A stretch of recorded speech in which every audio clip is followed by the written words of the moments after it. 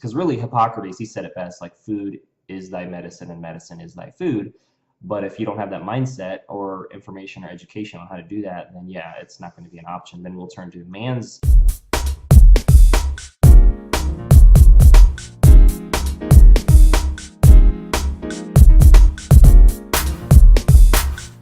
Yeah, my health journey started when I was 10. My dad, he got throat cancer and he opted for chemotherapy, and he actually had an allergic reaction to the chemotherapy and passed away early. One of my memories of him was actually sitting at his bed in the James Cancer Hospital in Columbus, Ohio. That's where I was born and raised. And he used to always cut my hair. And he just, I asked him, were you gonna cut my hair, Dad? And I just remember him turning so ever so slightly to me and a tear just coming down his eye. He couldn't even talk due to all the treatment he was getting. And that was actually my last memory of my dad, besides his funeral and going to there as well. But last memory of him alive. And he passed away when he was 47. So he passed away early in life. And then my mom, she got triple bypass surgery when I was 14.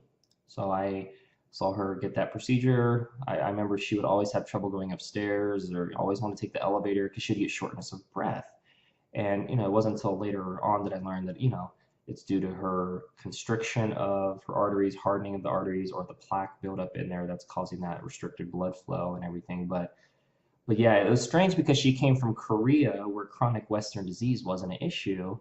And standard American diet, processed foods, 10, 20, 30 years takes a toll on your body. And, it's a lot easier to try to, and a lot more affordable to change your diet and lifestyle, but it is more difficult from a mindset standpoint, especially if you've been doing something for decades, like eating processed foods or high acidic foods. And, that I said to myself, I think early on, I was like, you know what? I don't know how, but I don't want to go down their path. Like, I don't want to have to rely on medications like my mom does, or feel like she has to rely on medications. Because really, Hippocrates, he said it best, like food is thy medicine and medicine is thy food. But if you don't have that mindset or information or education on how to do that, then yeah, it's not going to be an option. Then we'll turn to man's solution, which is synthetic drugs. And that's what she does. She takes medications for blood pressure, cholesterol. She was diagnosed as pre-diabetic. So yeah, there's lots of opportunities for improvement. But I knew that I did not want to go down those paths of my dad passing away early and my mom having diminished quality of life. And I just was like, there's got to be a better way. I don't know how, but when I do find that way, I'm gonna do that. And so I worked for, I went to Ohio State. Let's see, I went to Ohio State for marketing and transportation. And then when I graduated, I worked for PepsiCo for about 7 years. So I was in Dallas, Texas as a transportation analyst, helping them save money. And then I was also managing truck drivers for Frito-Lay in Lynchburg, Virginia. And then I was in Las Vegas as a Pepsi warehouse supervisor for about a year. And so I saw a good balance of like corporate strategic side and like field-based people management side. And I got some really good experience, but I knew that that wasn't the life that I wanted to have long term. Like it just felt like it was more about profits than people, more about the numbers than nurturing relationships in my experience. And I wanted to do something I was passionate about with products that I use and believe in. And I went to a green smoothie class when I came to Vegas in 2013. And then I was invited to an essential oil class. And so I started learning about more natural forms of health. And so since then, I now teach classes and help people become independent with their health and have online programs and social media and like coaching and consulting and do a lot of educations like with online programs. And it's fun being able to wake up and look forward to each day and not wanting to go to bed at night because it's like, oh, I got so much stuff I still want to do. Whereas before, with my previous employers, it was like, man, who's gonna call off today? Who's gonna backstab me today? Who's gonna quit? Who's gonna, tattletale on me?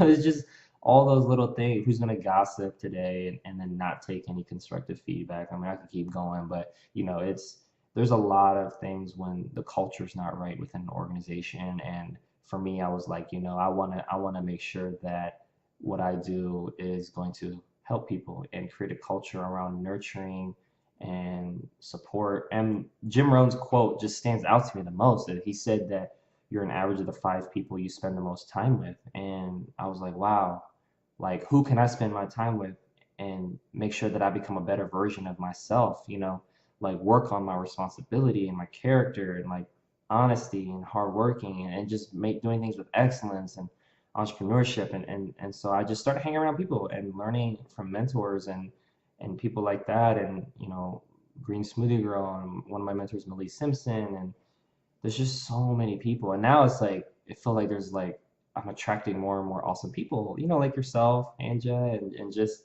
really being able to help people on a different scale and different level and I'm excited about the future and coming out with more like online programs and I'm working on an app and goodness I got a joint venture with a marketing company for an informational based product for women like just so much awesome stuff in the pipeline and I'm just like every day just kind of inching forward and making sure that I still enjoy the process right the destination is great but for me who I become along the way is equally if not more important because I want to make sure that I don't become complacent and lazy with things, but I don't want to make sure I also want to make sure I don't become a workaholic. So I want to make sure there's always balance for friends and family, and then doing something that I love and just inspiring people who may not be on that path or journey yet, and be like, you know what?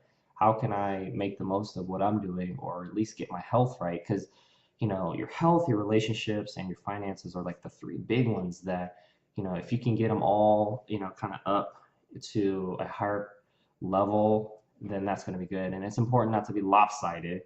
And I think that's so important for me is creating balance and wanting that for myself and other people. Because I don't want to be a person that doesn't, live out what I teach. I want to be somebody that people can see like, wow, Lance is truly living out what he says. Like this is a lifestyle. This is something he's passionate about. This is something that I could see myself doing a part of or completely or whatever it is and whatever timing and so that for me is important. I just want to inspire people to live their best life and become their best self. I mean and a lot of that means you have to limit or eliminate certain people and in your life and if it's family it's a little bit tougher right you want to give them more chances but at some point if they're just going to bring or drag you down then it's just surrounding yourself with other people who are not.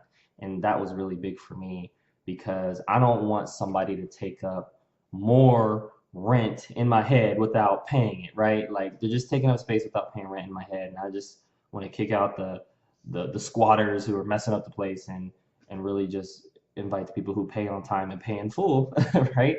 When it comes to rent.